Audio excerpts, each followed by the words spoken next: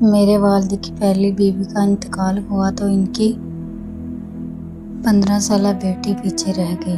کچھ عرصے بعد میرے والد نے بھی میری ماں سے شادی کر لی۔ پھر میری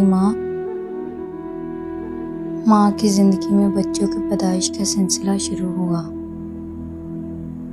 11 سال کے عرصے میں انہوں نے 4 بیٹے اور 2 بیٹیاں پیدا کی، لیکن پھر میری ماں کو ایک نایاب بیماری اعصابی کمزوری لاحق ہو گئی، جس نے انہیں مکمل طور پر مفلوج کر دیا اور وہ حرکت کرنے سے قاصر ہو گئی۔ کچھ عرصے بعد وہ بھی انتقال کر گئی۔ اللہ انہیں جنت نصیب کرے۔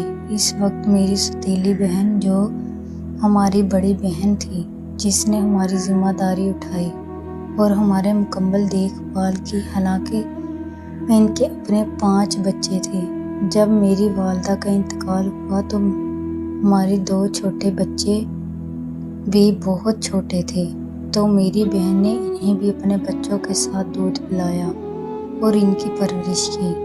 انہوں نے دونوں خاندانوں کی دیکھ بھال کا سلسلہ جاری رکھا، کھانا پکانا، صفائی کرنا اور کپڑے دھونا، کیونکہ ہمارے والد کی حالت ایسی نہیں تھی کہ وہ کسی خادمہ کا انتظام کر سکیں۔ میری بہن ختیجہ کو اپنے شوہر کے انتقال کے بعد اپنے بچوں کے ساتھ ہمارے گھر کے قریب منتقل ہونا پڑا تاکہ وہ دونوں خاندانوں کی نگرانی کر سکیں۔ دلچسپ بات یہ ہے کہ ہم سب انہیں امی کہہ کر پکارتے تھے، نہ کہ بہن۔ ان کی محبت اور خدمت صرف ہم بہن بھائیوں تک محدود تھی، بلکہ وہ والد کی بھی مکمل خدمت کرتی تھی۔ والد اپنی زندگی کے آخری حصے میں تقریباً 90 سال کے ہو چکے تھے۔ انہیں بیماری اور جسمانی کمزوری لاحق ہو چکی تھی اور چلنے پھرنے میں دشواری ہوتی تھی۔ میری بہن ہی وہ تھی جو والد کو نہلاتی، کپڑے پہناتی اور بیت الخلاء لے جاتی۔ ایک انتہائی جذباتی منظر یہ تھا کہ والد کو آخری عمر میں پیشاب رکنے کی بھی بیماری ہو گئی، جس سے انہیں شدید تکلیف ہوتی تھی۔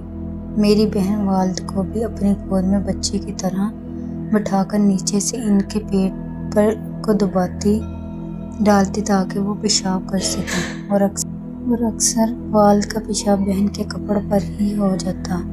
اس کے باوجود وہ والد کو نہلاتی اور کپڑے بدل دیتی تھی، اور یہ دن میں کئی بار ہوتا تھا۔ آج میں 50 سال کا ہو چکا ہوں اور میری بہن 70 سال سے زیادہ کی عمر میں ہے۔ الحمدللہ ہماری مالی حالت اب بہت بہتر ہو چکی ہے۔ ہم نے اپنی بہن کے لیے ایک بڑا گھر خریدا اور ان کے لیے ایک خادمہ کا انتظام بھی کیا ہے، اور اللہ کی رضا کی نشانیوں میں سے ایک یہ بھی ہے کہ میں نے دیکھا ہے کہ ان کے بیٹے اور میرا ایک بھائی انہیں اپنے کندھوں پر اٹھا کر خانہ کعبہ کا طواف کروا رہے تھے اور صفا مروہ کے درمیان سعی کروا رہے تھے، اور میں پچھلے کئی سالوں سے یاد نہیں کر سکتا کہ انہیں وضو کے وقت اپنے پاؤں دھونے کے لیے جھکنا پڑا ہو، کیونکہ یہ کام ہم اور ان کے بیٹے کرتے ہیں، اور ہم اس خدمت کے لیے ایک دوسرے سے آگے بڑھنے کی کوشش کرتے ہیں۔ میں نے یہ کہانی آپ سب کے سامنے ایک زندگی کے تجربے کے طور پر پیش کی ہے، جو ہم نے گزارنی اور آج ہم گزار رہے ہیں۔